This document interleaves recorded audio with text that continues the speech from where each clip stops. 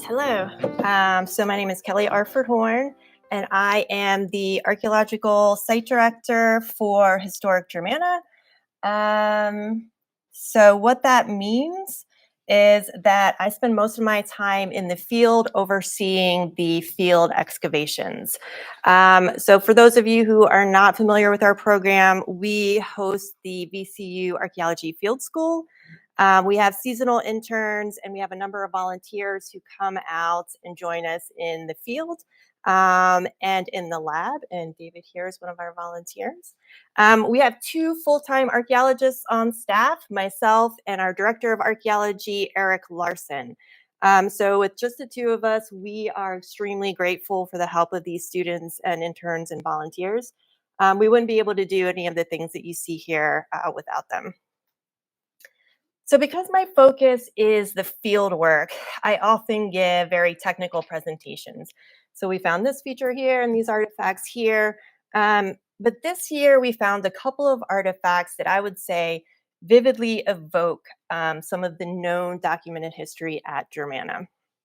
And I was thinking today might be a good opportunity to take a moment to dive into some of that really fascinating documented history. And we'll give a little bit of background to these artifacts. So I know there are a lot of experts on Orange County history here, and I am admittedly not an expert. So I am very curious to hear what you all think about these artifacts and about these documents. If you hear me say anything that you think is incorrect, please let me know. That is not my intention to say anything that's incorrect. Okay. All right, so what I'm going to do is give a very short background about the history at Germanna, and then I'm going to go through some of the interesting documents, and then we'll get into the archaeology and the artifacts. Sorry, something is here. All right, so what is Germanna? So I think most of you in this room probably have a basic idea about the history of Germanna, but for those of you who don't, I'm going to go into it just very quickly. So here are the current and historic boundaries of Orange County and Spotsylvania County. Germanna is at the very top. I like to think there's a little dollop on the top of Orange County, and that's where Germanna is. Germanna was originally part of Spotsylvania County when it formed in 1721. It was actually the county seat for Spotsylvania County for the first 10 or 11 years. All right, so there's a lot of history at this site. So people have been living there for thousands of years, but these are the resources that we encounter most often when we're excavating. So we have Fort Germanna, which was constructed in 1714. A group of 42 Germans settled there. Everything you know of that is named Germanna harkens back to this fort. So Germanna Community College, Germanna Ford, Germanna Highway, that all goes back to Fort Germanna. In 1720, Alexander Spotswood dismantled the fort and constructed his enchanted castle house there. And we'll talk about that a little bit more later. The town of Germanna formed around 1724. We'll also talk about that a little bit later. And then we have the Gordon family. And the Gordon family moved in around 1796, and that family lived there for about 100 years. Okay, so I'm going to focus in this presentation on these two things, the Enchanted Castle and the town of Germanna, even though there's lots of fascinating history to talk about with the rest of it. All right, so a little bit about the Enchanted Castle. Very basic details. It was constructed around 1720. It was made of lots of bricks and stones. As archaeologists who have been excavating there can tell you, there are literally tons and tons of bricks and stones. We don't know what the house looked like. This is a reconstruction based on the archaeology and actually based on discoveries that we made over the summer. We would amend this image a little bit. Spotswood died in 1740 and the house burned in 1750. So who was living at the house? Alexander Spotswood, his wife Butler Brain, and their 4 children. Um, we know that Spotswood enslaved probably hundreds of people across his many properties and industries, but his probate inventory lists 17 people at Germanna, and I have always thought that these are probably the people who are working in domestic roles around the house. He had an unknown number of indentured servants and paid tradespeople also living around the house, and we are going to go into those people a little bit later. All right, the town of Germanna. So Spotsylvania County formed in 1721. Alexander Spotswood was given money to construct a church, jail, pillory, stocks, and courthouse at the location of his choosing. And he chose a location 300 feet from his house. So super convenient for him. And so this is important, 300 feet from his house. In 1724, he reported that the courthouse was finished. This is really important for us because we are currently excavating at a site that we think could be that first Spotsylvania County courthouse. Other buildings likely included an ordinary ferry house and houses for tradespeople.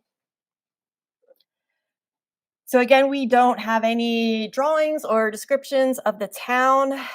This is a picture of the courthouse complex for Charles County, Maryland, in the late 17th century. It probably looks pretty similar to this. We have the courthouse, the pillory stocks, the ordinary, and one of these other buildings is probably the jail. So when we're saying town, keep in mind in the early 18th century in Virginia, that can mean something very small. Okay.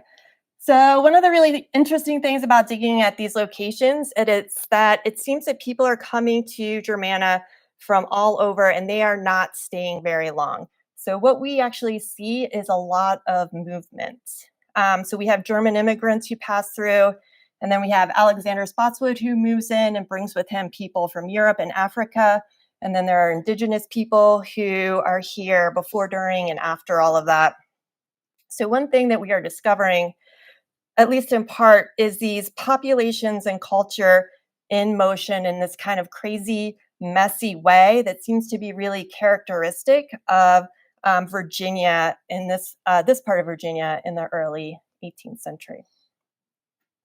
So when I think about Virginia during this time period, it seems just about everybody was doing something pretty exceptional and was part of, by choice or by force, something pretty extraordinary. So these individuals from very diverse cultures were encountering each other. And when they're in the process of not just learning how to live in the same space, but they're also working through this complicated order of social relationships. And we see this really playing out in the official court records from that time. And the first Spotsylvania County Courthouse at Germanna is where a lot of that is happening.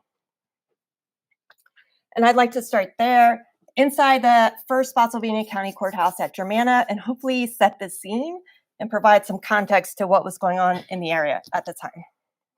So to do that, I'm going to talk a little bit about one of the cases that came up there. It's actually the very first entry in the records for the newly completed courthouse in September of 1724. So I am out of breath. I'm trying to speak loudly, but I'm not a loudspeaker.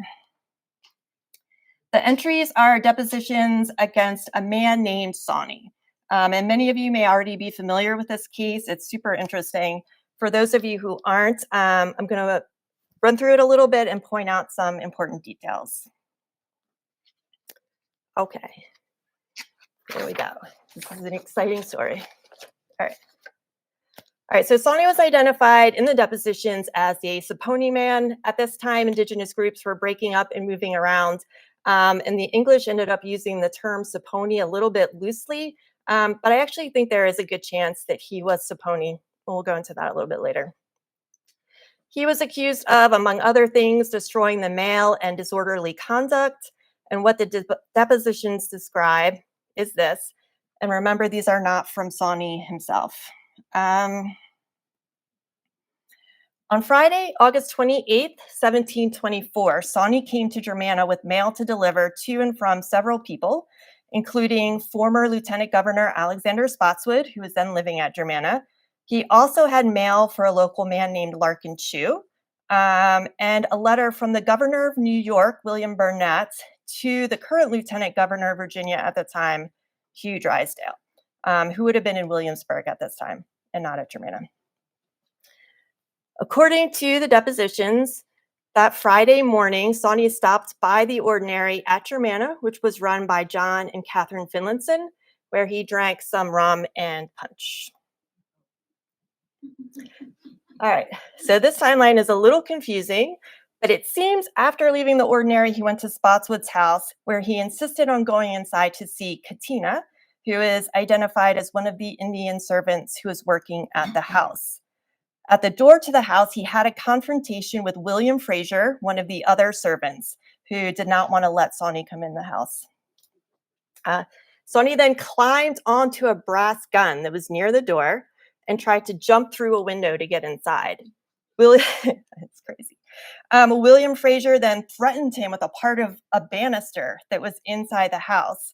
And Sawney eventually left with some choice words for William Fraser, which I will not say. There. All right. He then went back to the ordinary to pick up some of his things, and while he was there, he cocked and snapped his gun at Catherine Finlinson, who was sitting in a corner of the room spinning. About an hour later, the Finlinson servant maid came in and told them that Sawney had torn up some of the letters he was carrying and had thrown a letter from Spotswood into a peach orchard. John Finlinson then went to find Sawney, who was walking along the road and was being followed by a black man who was carrying Sawney's shirt and waistcoat. Sawney tried to hit the man who was carrying his clothes with his gun, but a man named John Arnold rushed over to stop him. Sawney then pointed his gun at John Arnold and threatened to kill him, but it was revealed that Catherine Finlinson had poured water into his gun and he was not able to fire the gun at all. Yeah. This is crazy. All right. After this, John Finlinson tried to take the letters Sawney had torn up, but Sawney grabbed them back and threw them into a fire, including the one from Governor Burnett of New York to Governor Drysdale of Virginia, saying that nobody should know what was in these letters.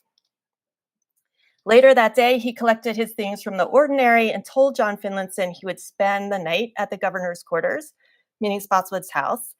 In the morning, he returned to the ordinary and was eventually given a pass from Larkin Chew to proceed to Williamsburg. Some other details: it is reported throughout these depositions that he was cursing both Spotswood and Drysdale.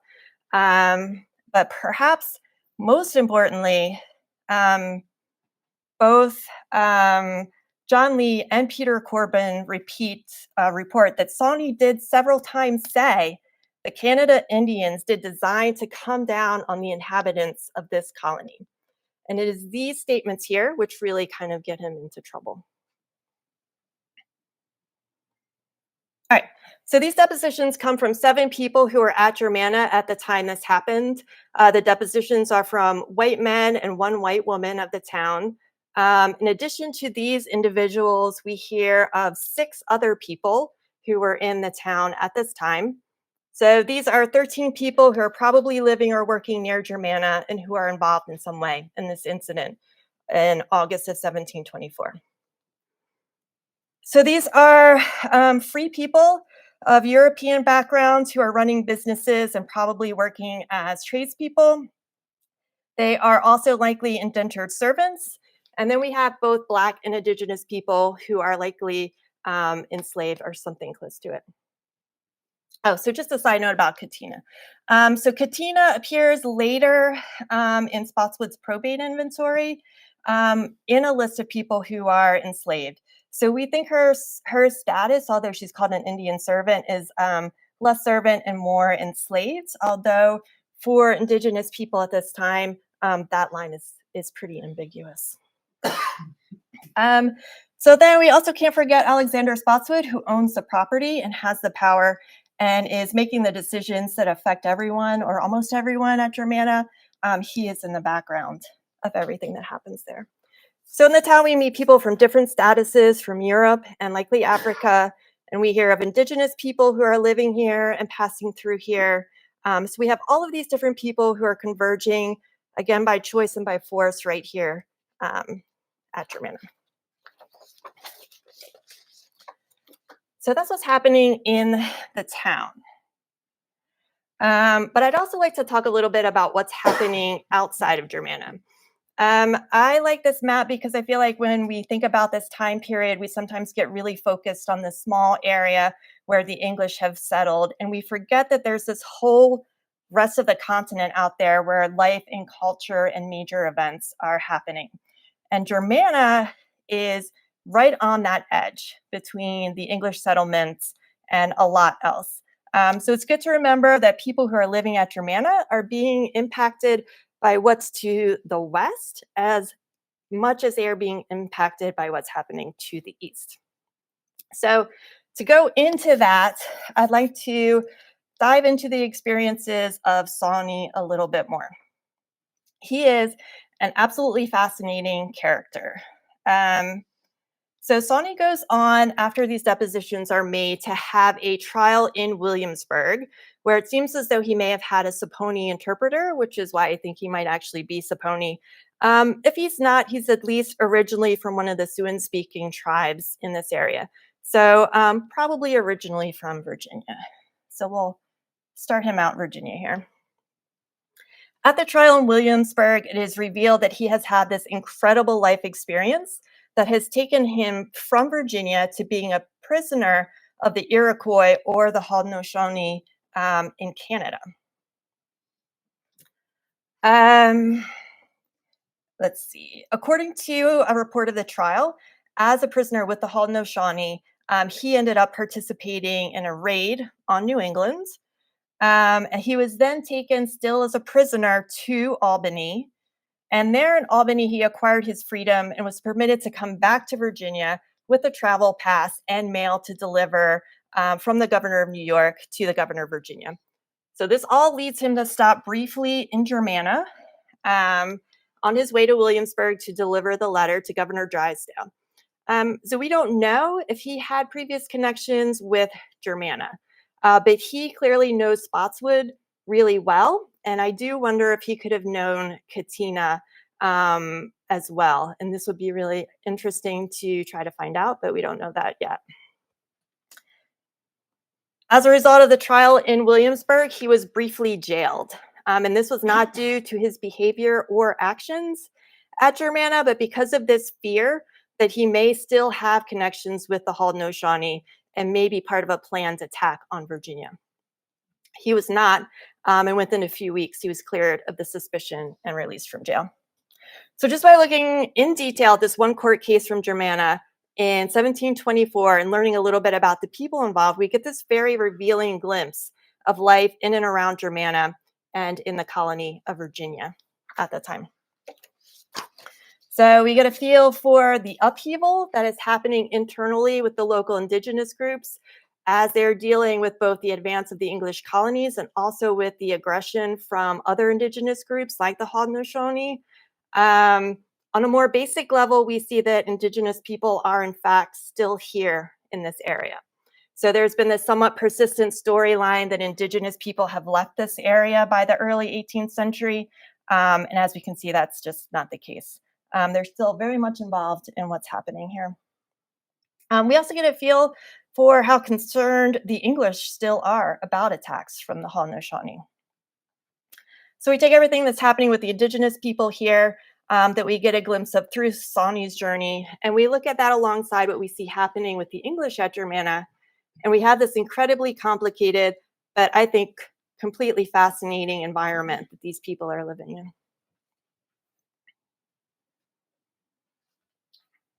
Okay, so how do we take these wonderful historic documents that we have that show movement and complex social relationships and structures and examine and expand upon that through archaeological investigation? And I don't really know. But I think a good starting point is to just find artifacts where we can say to those people of the past, I see you, people like Sawney and Katina and William Fraser and Alexander Spotswood. I'm saying that's a first step, but I really don't think that's very easy to do. We just got to feel through the court depositions for how much the lives of people living at Germanna are overlapping.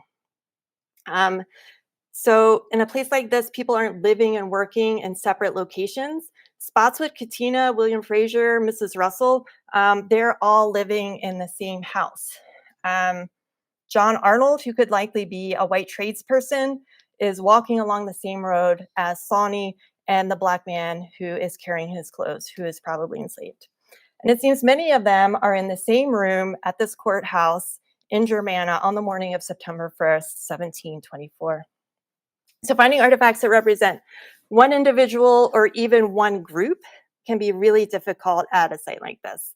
I think what we can do, though, is look critically at the artifacts that we're finding and just see what we can discover. So what I'm going to do next is highlight a couple of artifacts we recovered over the past season that really caught our attention and made us stop to think about the connections they could have with some of these groups. All right, so just to situate you a little bit, this is an aerial of the property that we're investigating at Germanna. If you've ever been out there, the visitor center is down here, south of Germanna Highway, Route 3.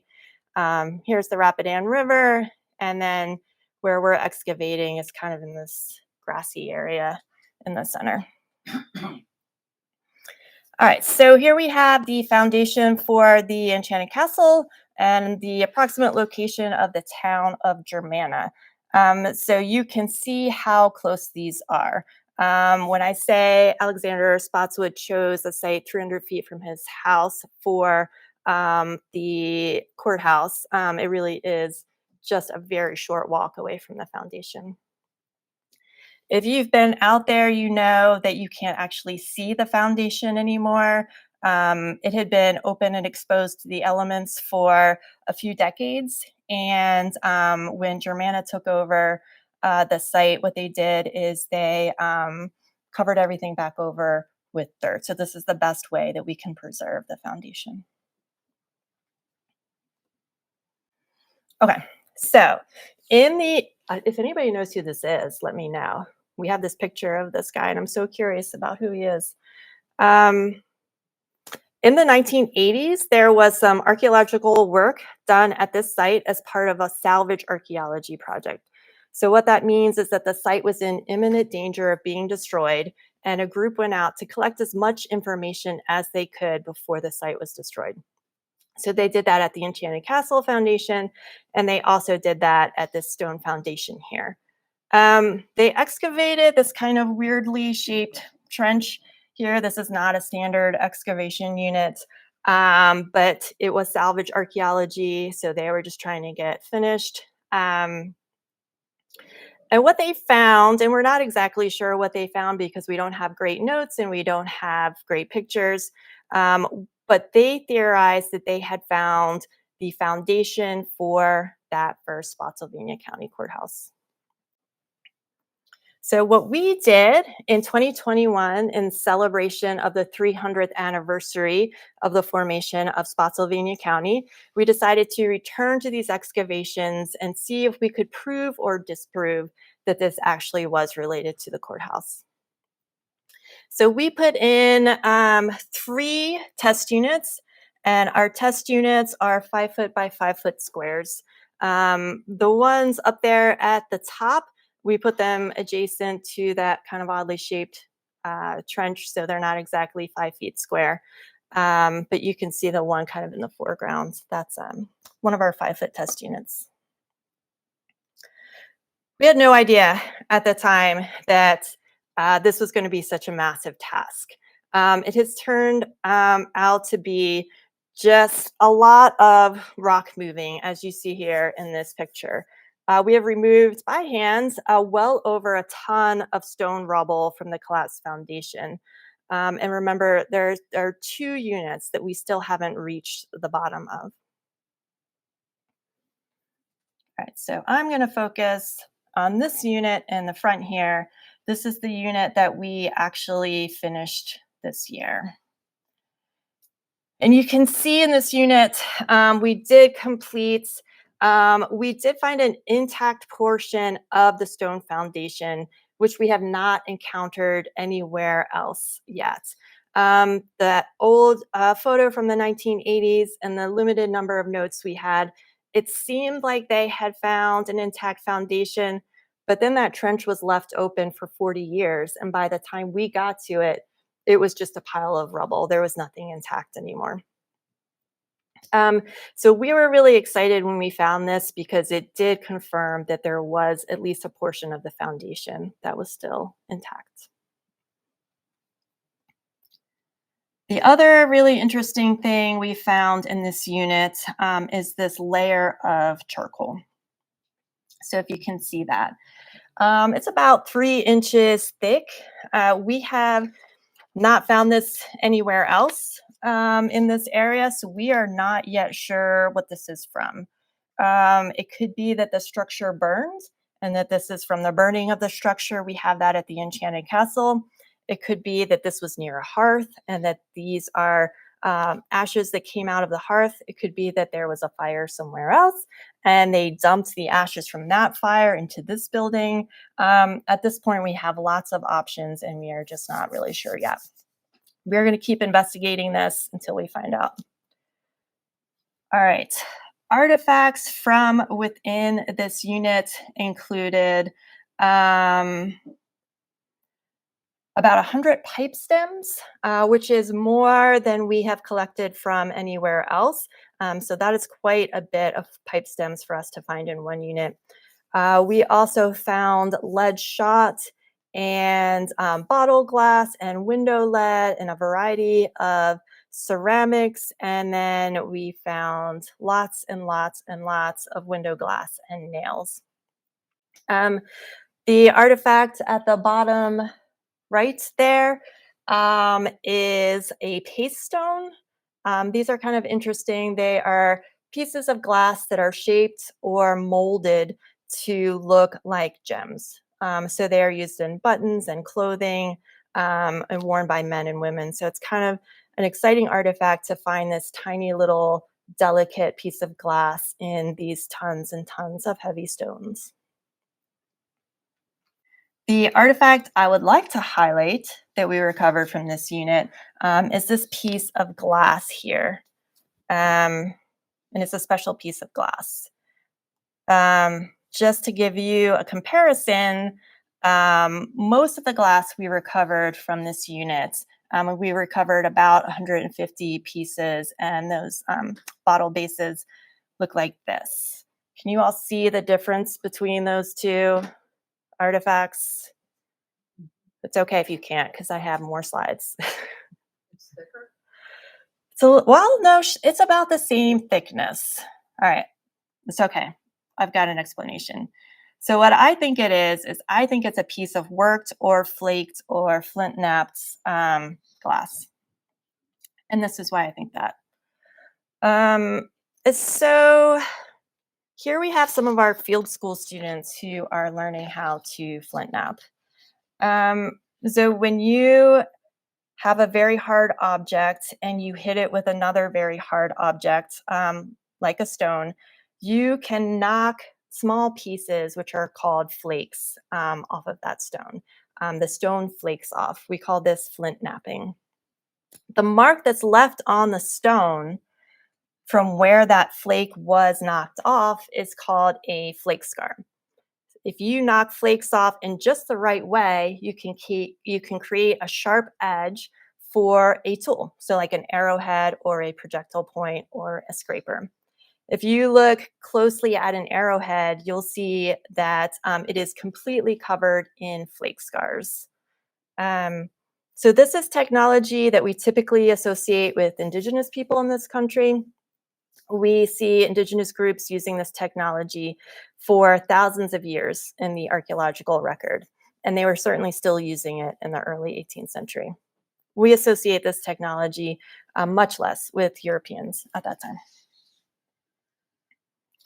So we have the two artifacts side by side. You can see how I've got little arrows there. The flake scars that are on the glass, and it's probably not the best picture, look similar to the stone. Can you guys see that? Can you guys see that similarity? Okay. All right. So, intentional breaking, like what's done in flint knapping, looks very different than accidental breakage. And to demonstrate that, we have these two here.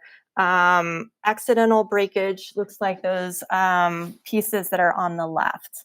They're going to be small, roundish little chips that are flaked off in kind of a random pattern, not these long parallel flake scars that we see on this other piece of glass. So there I've kind of outlined what I think are the flake scars. So these are places where pieces of glass were intentionally knocked off. You can see on the left there that it has created this sharp edge. So this piece of glass was created to be a tool of some sort.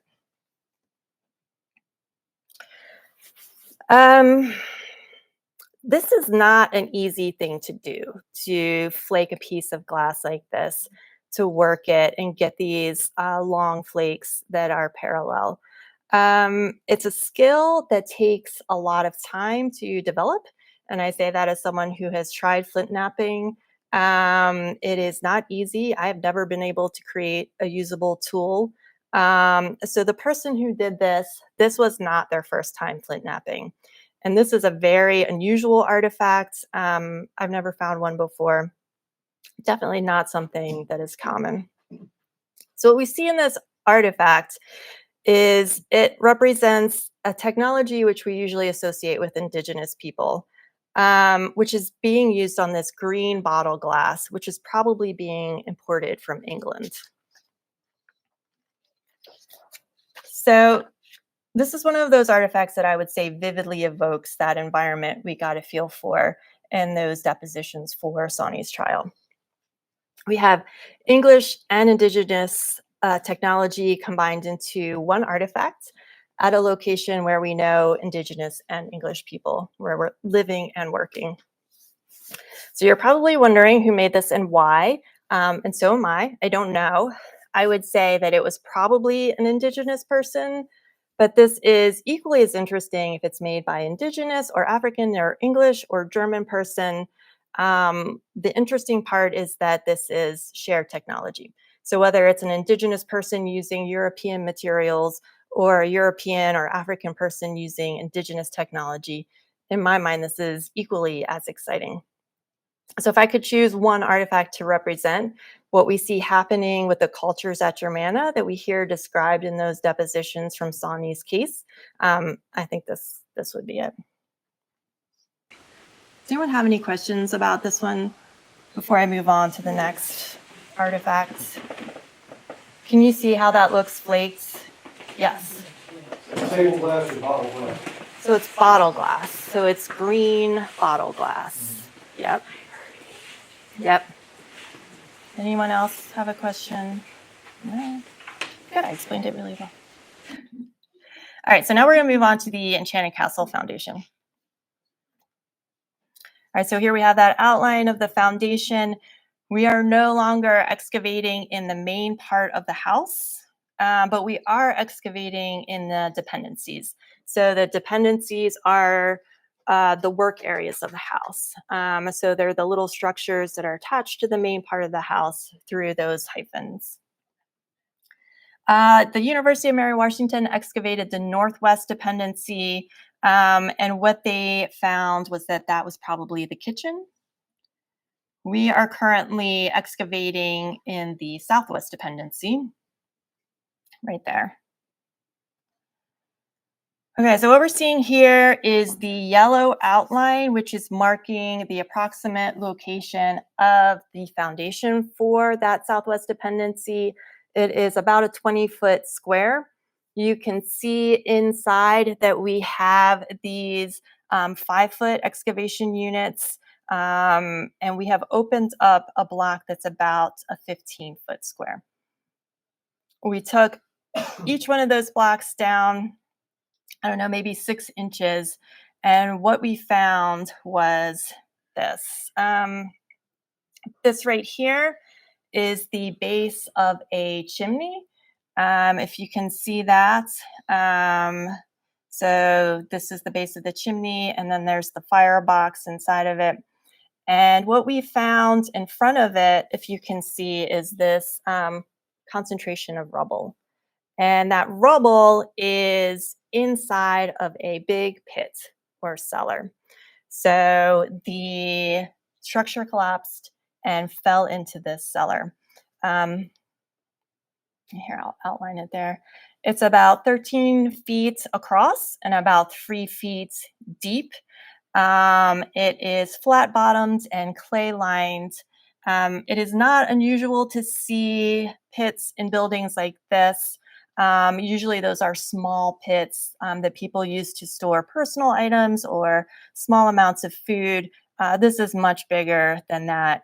This is probably intended to be used by the entire Enchanted Castle house.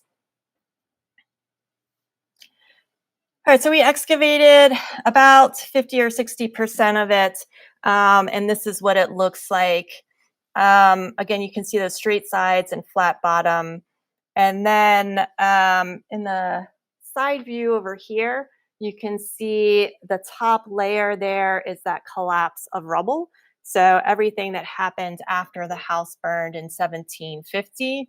And then you can't really see it very well in this picture, but there is a layer of charcoal right underneath that. And that layer of charcoal represents the event of the burning of the house. And then everything beneath that charcoal is the active use of the cellar. All right, so these are some of the artifacts that we found in that feature. We have big iron objects like the one on the top left. It's probably related to the fireplace. We have lots and lots of nails and tens of thousands of bones. We also have ceramics. In that middle picture on the left, there is a redware fragment, and that is part of a milk pan. We actually found several of those. So a milk pan just used to separate the cream from the milk. We found many of those. Bottom left, these are utensil handles. So very corroded, a little too corroded to know what they are. Probably knives and spoons. We have this corn cob, which is really interesting because you normally would not expect a corn cob to survive in the soil for 300 years. This one burned in the fire, and because it became carbonized, it survived. There's part of a key and a bead and a buckle here, and then we have some more bones and pipe stems at the top there. These artifacts here in the center were found at the very bottom of the pit. So what that means is that they were kind of the first artifacts deposited in there after the pit was created. We think that it is probably around 1720 that it was created. That's when the Enchanted Castle house was constructed. There is a little bit of theory that maybe this building is slightly older than the rest of the house, but we have not confirmed that yet. So what we found were a key, and these are scissors, pretty cool. Some pretty complete pipes, and then this one's going to be hard to see, but there is a pin, like a copper sewing pin up there. And then the artifact we're going to focus on is this shell. Okay, so this is a cowrie shell. Cowries are snail-like creatures that live in the coastal waters of the Indian and parts of the Pacific Ocean. Cowrie shells have all kinds of uses historically and even in modern times. We see them showing up in all different cultures historically. So they can and have been used for jewelry or personal adornment. They can be used in rituals or divination for luck or protection. And in archaeology, we often see them as part of spirit bundles. So these are all kind of very personal uses for these shells. The most common usage for the cowrie shell, though, during this time was in Africa, and it was used as currency.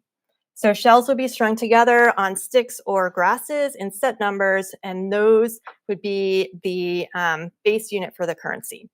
So you could group multiple strands together and make higher and higher denominations of currency. And that could go up into the thousands or tens of thousands of shells. So to buy a horse, it might cost you 10,000 shells. Europeans, of course, took advantage of this currency during the slave trade, and they collected and imported billions of shells into Africa for the purpose of purchasing people. One of the primary locations where cowries were used for currency was along the Gold Coast of Africa. So around Ghana and Togo and Benin. This is also one of the locations where there were a number of ports during the slave trade. So this is interesting for us because we have this cowrie shell at the Enchanted Castle in the Southwest Dependency. And we know that Alexander Spotswood was purchasing people directly off of slave ships from Africa. So this is a note from Reverend Rose's account book that says that Spotswood purchased 2 men from the slave ship Content. And if we look up the records for that slave ship Content, we see that it traveled from the Gold Coast. Remember, that's where the cowrie shells were being used as currency. And it traveled to the Rappahannock. Okay. So there have been other cowrie shells found archaeologically in Virginia, and many of them seem to have come from the houses of slave traders who were collecting the shells and taking them to Africa. So those shells likely never made it to Africa. They stayed with the slave trader and then stayed in Virginia. But if we look closely at this shell, we can see that the back has been cut off or ground off. This is important because this is not something that Europeans would have done as they were using the shells for currency. This was something that the Africans did once they got the shells. So this is a clue for us that this shell was likely in Africa and was used by the people who were living there. And we'll have to look at this a little bit more, but I think the way that it's cut might be significant in some way and might give us a little more insight into what it was used for. But that's a little bit more research that we have to do. At this point, we can't say what the shell was used for. There was nothing around the shell that would indicate that it was part of a spiritual bundle.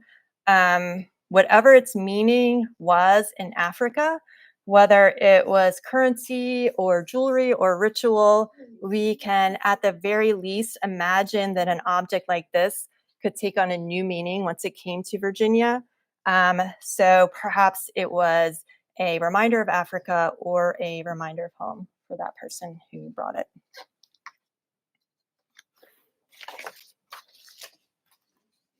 Okay, so I mentioned at the beginning that I felt like we were finding and investigating evidence of movement.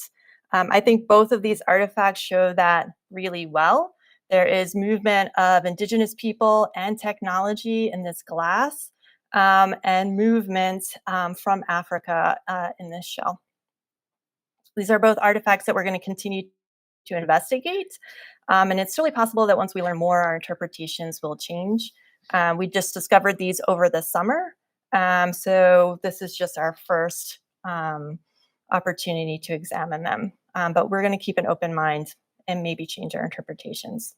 There are 2 artifacts in my mind that really stayed in my thoughts, I guess, and I think allow us to have this tangible connection to those individuals who showed up in those historic documents that we were looking at.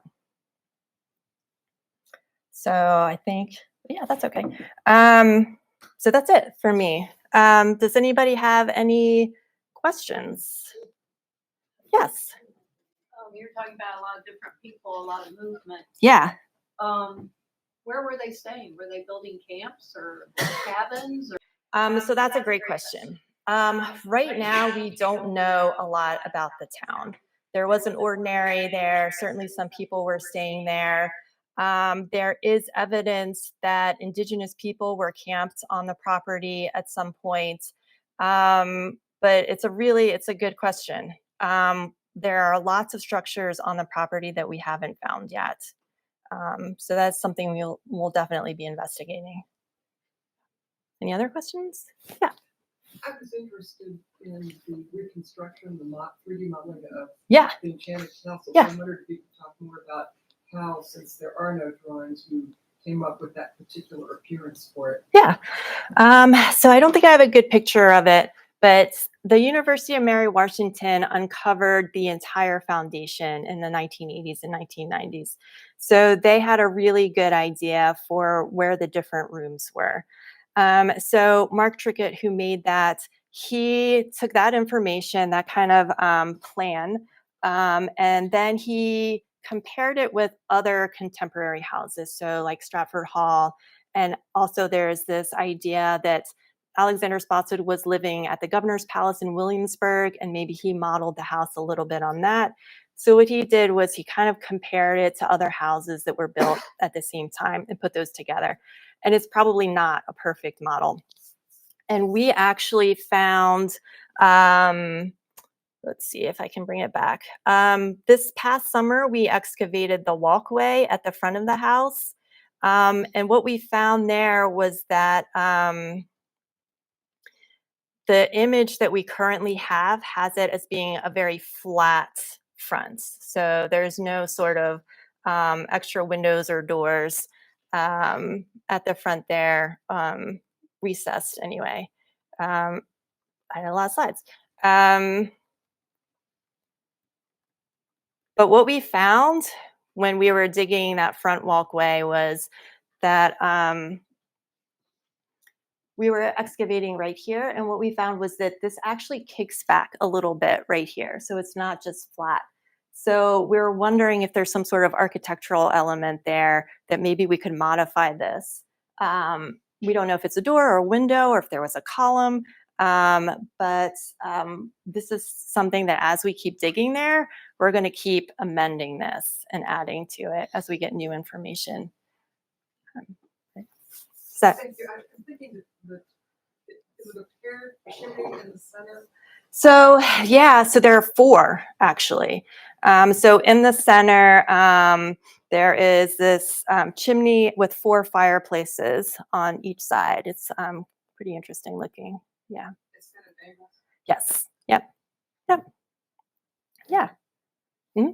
Can you talk about over the next out to 5 years what you see as your priorities for the summer excavations? That's a great question. So each time that we dig, we have more questions. So we go in and we think we're answering questions, but we were not expecting to find this little recessed element in the architecture. And now we're thinking, well, that's kind of something that we want to learn more about, and we just have a little corner of it. So it does change pretty quickly. I'd say that the main focuses are the Enchanted Castle house and the town of Germanna, investigating those two sites. And then we're always looking for the fort. So that Fort Germanna is always something that we're hoping to find. And this past summer, we did find a little bit of a feature that we thought had the potential to be related to the fort. So that's always something. If we find something that might be related to that, we'll definitely keep exploring that too. Did they have a glass blowing place? So not that we know of. Oh, okay, yeah. So not that we know of. All of the glass that we have found seems to be imported from England. Yeah, yeah. They were definitely making the bricks on site, and all of the stones from the house were locally quarried. The slate was locally quarried, the sandstone, and the iron. So Spotswood had the ironworks, so all the iron came from the Tubal ironworks. But glass, it all seems to be imported. Yeah. What would have been the population like in the fort or in the village, or in that general area? That's a great question. And I am not 100% sure. I kind of like to think maybe if we went back to 1724, maybe 100 people. So we've got, well, so the fort was gone. So yeah, so there were 42 people that we know inside the fort. When Alexander Spotswood got there in 1720, he dismantled the fort. And it was him and his family, his indentured servants, the enslaved people, and the people who were living in the town. And that's all kind of unknown at this point. Like when I think about it, I tend to guess maybe 100 people. Yeah. Yeah. One more question. Yeah. You mentioned the 5x5 excavation. Yeah. At one point you alluded to the depth, but not necessarily what it was. How do you know how hard it was? Oh, so these test units out there were really deep. So whatever that structure is, we are 5 feet deep in some places, and we still haven't reached the bottom. We dig until we don't see cultural materials anymore. And we typically call that subsoil. It's sterile. In Virginia, it's clay. Subsoil. And we kind of recognize that as we hit it. So it isn't always. A lot of times it's gradual and you're not sure. In these units, yeah, it's really obvious in some places, especially with the charcoal, makes it really obvious, which is nice because we don't have to guess. Yeah. Yeah. Of the people that you've been able to identify with Germanna, Yeah. have you come up with Miss Catherine Russell? Yes. Yes. What happened to her? That is a good question. I know she is with Spotswood at Williamsburg. She's definitely there. And then we have Mrs. Russell, who is Spotswood's like housekeeper, but her name is Elizabeth Russell. And I have always assumed that there was some sort of connection between Elizabeth Russell and Catherine Russell. But I'm not sure what that connection is. And I don't know that we have documentation of Catherine Russell at Germanna. But I am not 100% sure about that. Thank you. Yeah. Yeah. In terms of your archaeological methodology in the field, do you see that changing in the future, for instance, on the Germanna town side? So we would love to be able to look at LiDAR or to run GPR out there. Unfortunately, it doesn't work very well. So in the 1980s, when you saw that salvage archaeology, there was a developer who went in, who ended up building a neighborhood around that property. And he took a bulldozer and he did a lot of earth moving. And what we have now are these piles of, I guess it would have been like trees and undergrowth that he made. And when we look at the LiDAR, that's what we see. We don't see cellars, we don't see building outlines, we see these piles of earth that were made by that developer.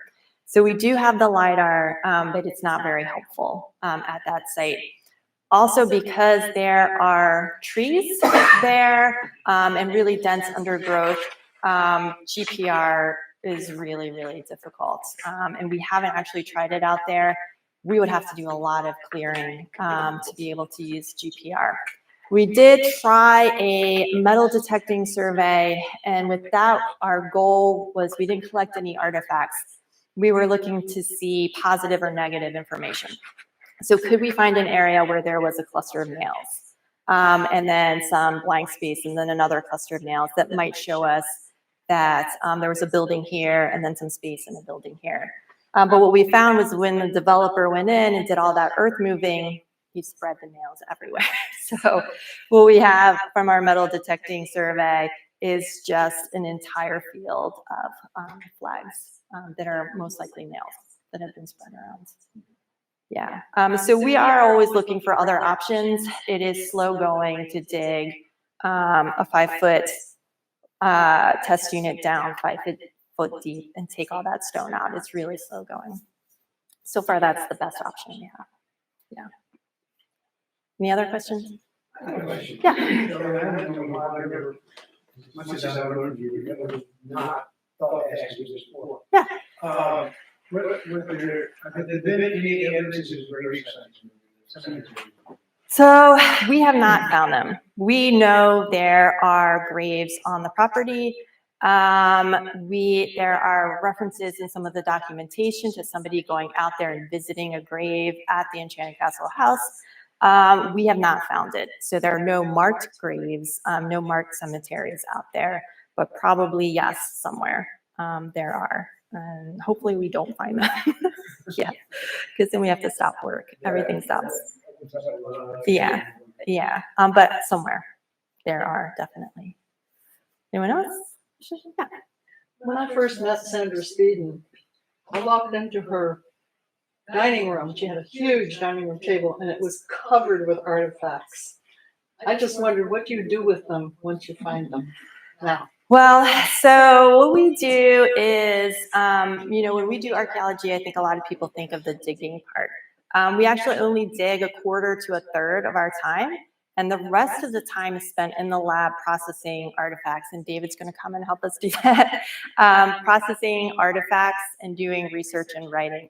So right now we have people in our lab who all these artifacts we found over the summer, they're washing them and they're bagging them and they're cataloging them. And then what we'll do is we'll analyze them. That takes a very long time to do. So we are still processing and analyzing some of the artifacts that were excavated in the 1980s and 1990s. So it's a lot. We have, I don't know, tens of thousands, if not hundreds of thousands of artifacts. Yeah. And if you want to volunteer and help us, you can come into the lab and help us process all of these artifacts. So it just takes a lot of time. That was my next question. Yeah, yes. So please, I will give you my business card. You can contact me. We are always looking for volunteers to help process the artifacts. It's kind of a never-ending task, but interesting. A lot of people really like, David doesn't, a lot of people really like working in the lab because you get to see and put your hands on all of the artifacts and you don't have to like sit out in the hot Virginia sun all day to look at them. Yeah. Any other questions? Going back to the destruction layer that you found in your Yeah. Specifically, what types of artifacts coming out of that destruction layer? The one in the courthouse unit where, okay.